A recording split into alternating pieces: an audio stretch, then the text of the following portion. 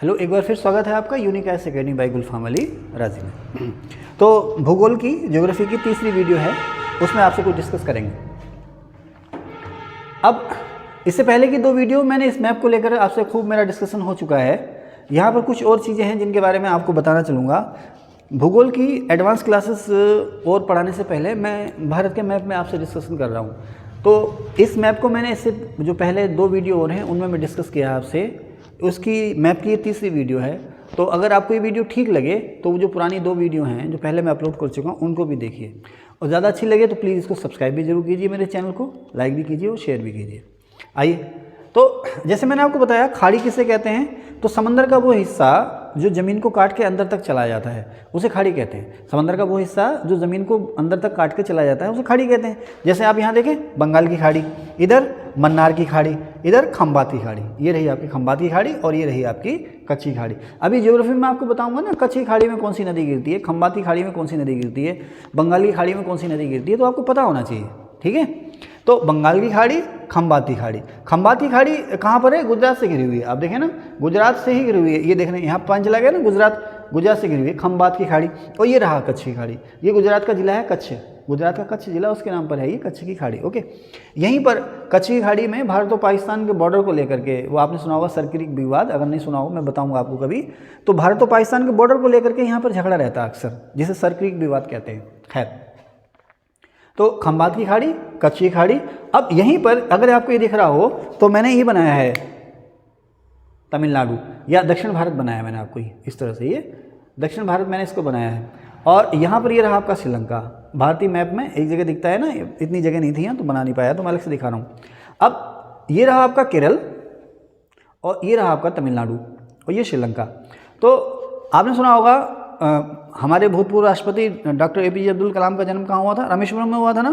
तो वो रामेश्वरम कहाँ पर है? ये यहाँ रहा, ये आइलैंड है, ये तमिलनाडु की सीमा में, ये यहाँ रहा रामेश्वरम तमिलनाडु। अब ये जो इलाका है इसे हम कहते हैं मन्नार की खाड़ी।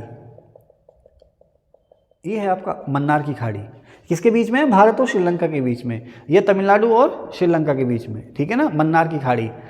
यूपीएससी में पूछ लेगा, ये पीएससी यूपीएससी में तो पूछते ही पूछता है। मन्नार की खाड़ी जो है इधर तमिलनाडु और श्रीलंका के बीच में है। ठीक है, यह भारत और श्रीलंका के बीच में है। और ये वाला जो हिस्सा है ये, इसे हम कहते हैं पाक खाड़ी। पाक माने पाकिस्तान से नहीं, PAL के पाल, यहाँ L साइलेंट हो जाता है इसमें, PL के पाल खाड़ी, तो इसको हम बोल देते हैं पाक खाड़ी। तो ये हिस्सा जो रहा, ये रहा पाक खाड़ी और ये रहा मन्नार खाड़ी। इन दोनों को बीच में समुद्र में कौन सा रास्ता जोड़ता है?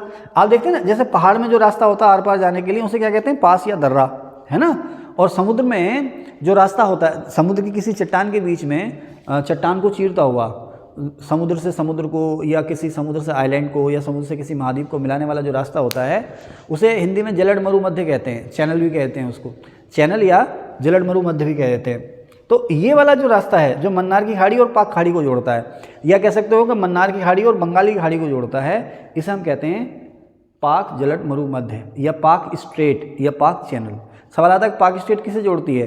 तो मन्नार की खाड़ी और बंगाल की खाड़ी को जोड़ती है पाक स्टेट। ओके, आगे चलें। तो पाक स्टेट किसके बीच में है? तमिलनाडु और श्रीलंका के बीच में। पाक स्टेट किसे जोड़ती है? बंगाल की खाड़ी और मन्नार की खाड़ी, या पाक स्टेट और मन्नार की खाड़ी को। इसी पाक स्टेट में, यहीं पर इसी मन्नार की खाड़ी और पाक स्टेट में है एडम्स ब्रिज या आदम का पुल, जिसे हम कहते हैं श्री राम सेतु। ठीक है ना। हाँ, सवाल भी आता है कि श्री राम सेतु या आदम ब्रिज या एडम्स ब्रिज कहाँ से शुरू होता है? तमिलनाडु में रामेश्वरम से शुरू होता है। नहीं, तमिलनाडु में रामेश्वरम से नहीं, धनुषकोडी से शुरू होता है, सॉरी, धनुषकोडी से शुरू होता है, यहीं कहीं है धनुषकोडी इस जगह पे। ठीक है, आगे चलें। चलिए, अब तो मैं बात कर रहा था नॉर्थ ईस्ट, भारत के उत्तरी पूर्वी राज्य। तो भारत के उत्तरी पूर्वी राज्य कौन कौन से हैं ये देखें आप यहाँ पर। पश्चिम बंगाल के अलावा आप देखें सिक्किम, मेघालय, ये पूरा का पूरा बॉर्डर मैंने बना दिया।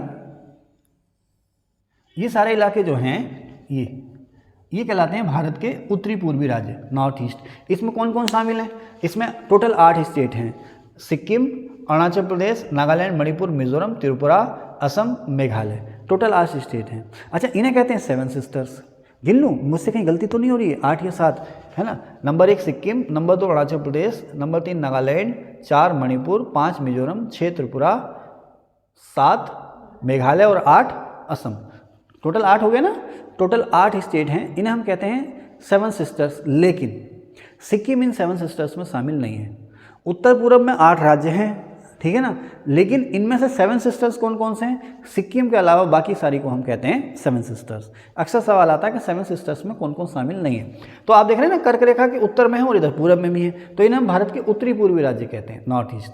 सवाल आता है कि इनमें से कौन सा भारत का उत्तरी पूर्वी राज्य नहीं है, तो इस चीज़ का आप लोग विशेष ध्यान रखेंगे। ओके, आगे चलें। तो ठीक है, भूगोल में जो मैप, भारत के मैप पर बेस्ड जो चीज़ें थी उसमें फ़िलहाल इतना ही। कल या अगली वीडियो में हम आपसे बात करेंगे भारत के जो तट हैं, जैसे सौराष्ट्र तट है ना, और कोरोमंडल तट, मालाबार तट, इन सब के बारे में बात करेंगे। तब तक के लिए बाय बाय, थैंक यू।